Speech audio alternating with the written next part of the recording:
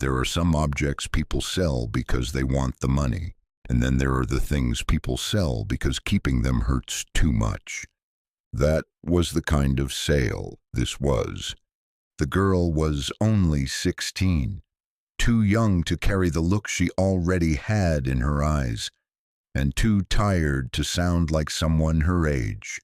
She stood behind a folding table at a dusty weekend flea market outside London with old books, cracked picture frames, two faded jackets, and one drum that did not belong there.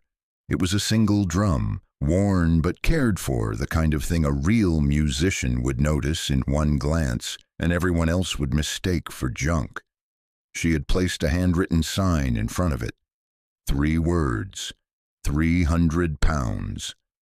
To most people walking past, it was just another old instrument from another broken home. To her, it was the last loud thing her father had ever loved, and she was trying to get rid of it before she lost the nerve. Her father had not been famous. He had never played giant stages, never toured America, never had screaming fans, magazine covers, or platinum records. But in their tiny house, in the cramped back room, where the walls had once shaken under practice rhythms and half-finished songs, he had been larger than life. He was the man who tapped patterns on kitchen tables, on steering wheels, on his own knees while waiting for the kettle to boil. He heard rhythm in everything: rain on the window, pipes in the wall, the click of a turn signal, a train passing at night. When she was little, she thought all fathers were like that. She thought every home had a man somewhere inside it, chasing a beat only he could hear. Then one year, the coughing got worse. Then came the hospital visits. Then the long silences. And then came the part no child is ever ready for, even when they have watched it coming step by step. He died with music still inside him. That was what made the drum unbearable. It sat in the house like a witness, not a memory, a witness. It knew what the room had sounded like when he was alive. It knew what she had lost. Every time she passed it, she did not just miss him. She felt accused by the empty space around it, as if grief itself had taken shape in wood and metal and skin. So one Saturday morning, while her mother lay upstairs in the kind of sadness that made even getting dressed feel impossible, the girl loaded the drum into the boot of a borrowed car and drove it to the market with a neighbor. She did not tell her mother the truth. She said she was clearing out clutter. She said they needed the money. That part, at least, was not a lie. But the deeper truth was harsher. She could not keep looking at the thing and hearing a man who was never coming back. By midday, a few people had stopped to ask questions. Most of them only wanted a bargain. A teenager with a sad face and a second-hand drum was the kind of sight that drew out a certain kind of scavenger. One man pressed on the head with his thumb and said it was old. Another said he would take it for 100. Someone else laughed and said she would be lucky to get half of what she was asking. She answered all of them the same way, 300. Not because she thought that was what it was worth, because she needed the sale to feel clean, fast, final. She wanted the drum gone in one moment, not chipped away piece by strangers who did not understand what they were touching. And then, sometime in the gray part of the afternoon, when the crowd had thinned and the air had gone colder, a man stopped walking. He had not come there looking for anything important. Maybe he had only wanted a quiet hour, away from noise, away from expectation, away from the strange burden of being recognized, even when he was trying not to be. Phil Collins knew something about carrying private pain in public places. By then, the world knew his face. It knew the voice. It knew the hits. It knew the drummer, the star, the man behind songs that millions used to soundtrack their divorces, heartbreaks, and lonely drives home. But fame does not make a man immune to sorrow. Sometimes it only makes him better at hiding it.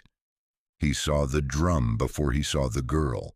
That was what caught him, not the sign, not the little table, the drum itself. It had the unmistakable feel of being loved, not displayed, not polished for resale, loved, used by human hands over many years. A musician can spot that kind of history without touching a thing. There are marks that only devotion leaves behind. Phil stepped closer. The girl looked up, expecting another man trying to push her down on the price. Instead, she saw someone studying the instrument with the seriousness of a doctor reading an X-ray. "Whose was it?" he asked, and not how much, not can I inspect it. Whose was it? It was such a simple question, and somehow it broke something open. She hesitated, then said, "My dad's." Phil nodded once, slowly. There are moments when people recognize him instantly. This was not one of them. To her, he was just a middle-aged man with a familiar face and a strange stillness in his eyes. She had heard the name, of course, almost everyone had. But she was 16, she was grieving, she was not looking for celebrities in a flea market. "He play much?" Phil asked. "All the time," she said. And then, because she had already crossed some invisible line, she added, "Until he got sick." That changed the air between them. Not dramatically, not like a movie, more quietly than that. A kind of human recognition passed between two people who knew in different ways what music sounds like when it comes from pain. Phil rested a hand lightly on the rim as if greeting an old friend. "What are you asking?" 300. He glanced at the sign, then back at her. "That all?" She almost laughed. To her, it was not a small number. It was rent pressure, food pressure, electricity pressure. It was the practical arithmetic grief eventually becomes. "It's enough," she said. But he kept looking at her, and now he was not really looking at the drum anymore. He was looking at a daughter trying to sell the sound of her father. And maybe something in that hit deeper than she could know. Because Phil Collins was not just any musician passing an old instrument. He was a man whose life had been haunted by what music carried: regret, divorce, distance, anger, longing, the things people fail to say until they pour out through a melody years later. He knew that instruments are never just objects. Once they have absorbed somebody's life, they become containers of effort, of dreams, of unfinished conversations. He knew what it meant to hit a drum, not to perform, but to survive something. So instead of bargaining, he asked another question. "Do you play?" The girl shook her head. "He tried to teach me." "Tried?" "I never really wanted to." Then, after a pause, "I wish I had now." That was the sentence. That was the one that stayed in the air. Not "I miss him," not "we need money." I wish I had now. Regret has a voice all its own, and it sounds oldest in the young. Phil was quiet for a long moment. Market noise drifted around them. A child somewhere cried. Someone zipped up a tent. A radio in the distance played a tinny pop song that had nothing to do with this moment and yet somehow made it sadder. Finally he asked, "Why are you really selling it?" The question should have annoyed her. It should have felt too personal. But she was exhausted from holding herself together in front of strangers all day. And there was something about this man's tone that did not feel intrusive. It felt like permission. "Because my mom can't bear to see it," she said softly, "and I can't either." Then she looked down and told the truth she had not even fully admitted to herself. "It feels like if it stays in the house, he's still leaving every day."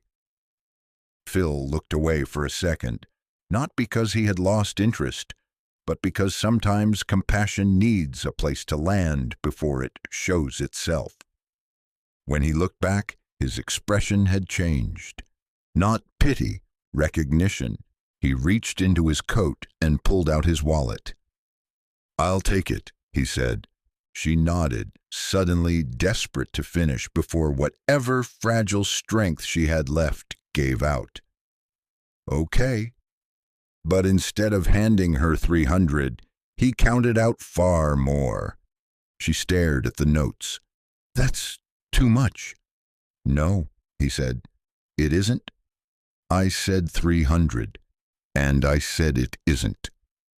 There was no performance in his voice, no grand speech, no self-congratulation, just firmness, the kind that comes from a decision already made. She looked frightened, almost offended. People who are hurting often do not know what to do with unexpected kindness. It can feel as destabilizing as cruelty. At least cruelty makes sense. "I can't take that," she whispered.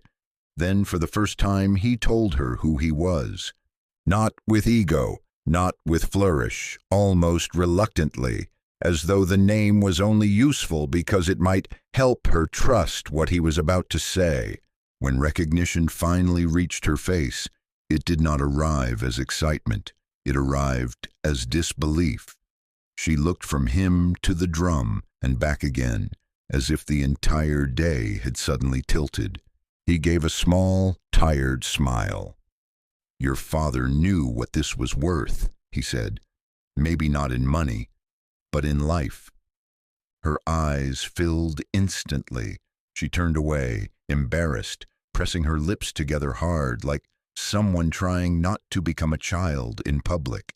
And then Phil said the thing she would remember for the rest of her life. "I'm not buying it to take it from you." That made her look up. He placed the money on the table. "I'm buying it so you don't have to sell it." For a second, she did not understand. The words were too strange, too generous, too impossible. He touched the drum lightly and slid it back toward her.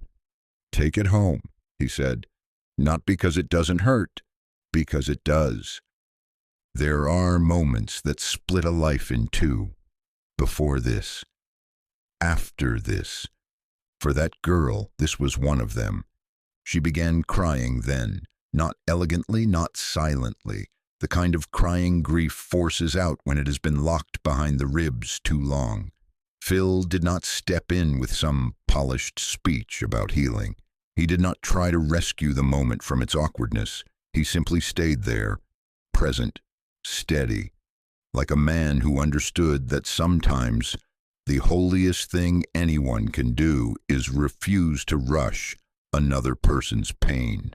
After a while, he asked if she had drumsticks.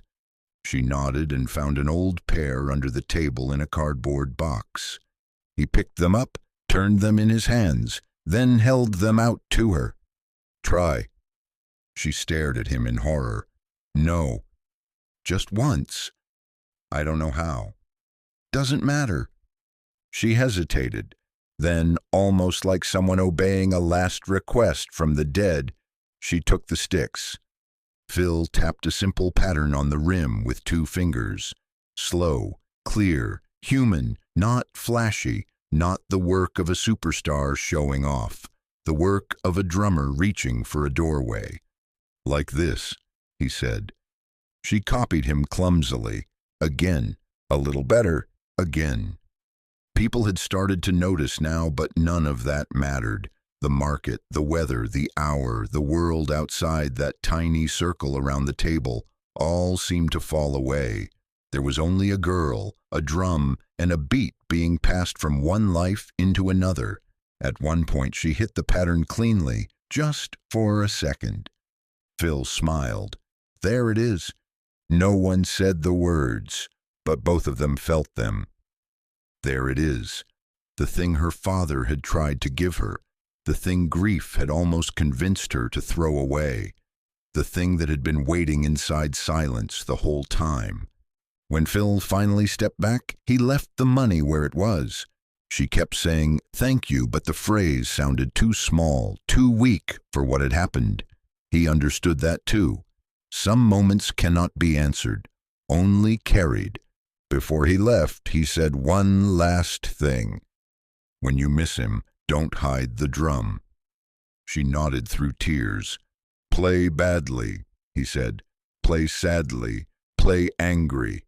But play." Then he turned and walked back into the gray afternoon, leaving behind not just a stunned teenager, but a house that would sound different when she returned to it, because she did take the drum home. Her mother cried when she saw it, then cried harder when she heard why it had come back. And that night, for the first time since her father died, the house did not feel like a mausoleum. It felt broken, yes, but alive. The girl sat in the back room with the drum between her knees and tried the pattern again. It was messy, uneven, nothing anybody would applaud. But grief is not a performance. It is a rhythm you survive by learning, one shaky strike at a time. Years later, she would still tell the story, not as the day she met Phil Collins, though that was how other people liked to hear it. She told it as the day someone gave her permission to keep loving what hurt. And that may be the real reason the story matters, because in the end, Phil did not save a drum. He saved a connection between a father and a daughter, between loss and memory, between silence and sound. The world will remember Phil Collins for the songs, for Genesis, for the voice that could sound wounded and enormous at the same time, for the drum fills that seemed to explode out of nowhere and then stay in your chest for years. But the truest measure of an artist may not be what he does under lights. It may be what he recognizes in the dark. A 16-year-old girl came to that market trying to sell the last piece of her father she could not bear to keep. She left with the drum, the money, and something even rarer than either one. She left with the feeling that maybe grief was not asking her to let him go all at once. Maybe it was asking her to listen more carefully. And somewhere in that small mercy, in that ordinary cold afternoon, made unforgettable by one human decision, there is a truth older viewers know better than most. The things that break our hearts are often the very things that keep the people we loved from disappearing. Sometimes all it takes is one person to remind us not to sell them too soon.